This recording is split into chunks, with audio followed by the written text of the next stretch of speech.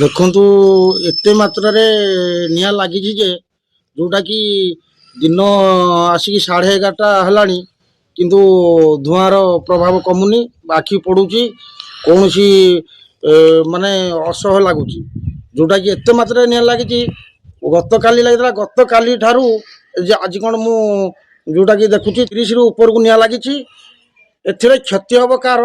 ଆମ ବି ମାନବକର କ୍ଷତି ହେବ, ଯେଉଁଟା ବାୟୁମଣ୍ଡଳ ଦୂଷିତ ହେଉଛି, ବୃକ୍ଷଲତା ବି ନଷ୍ଟ ହେବ, ଆଉ ବନ୍ୟଜନ୍ତୁ ମାନଙ୍କ ମୃତ୍ୟୁ ମୁଖରେ ପଡ଼ିବେ, ଏଇଟା ନିଶ୍ଚିତ।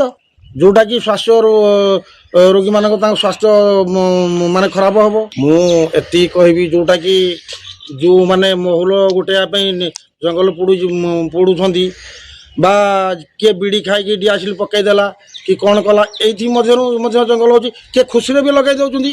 କିନ୍ତୁ ମୁଁ ବହୁତ ଅନୁରୋଧ କରିବି ଲୋକମାନଙ୍କୁ ଏଇ ନିଆଁ ନ ଲଗାଇବା ପାଇଁ।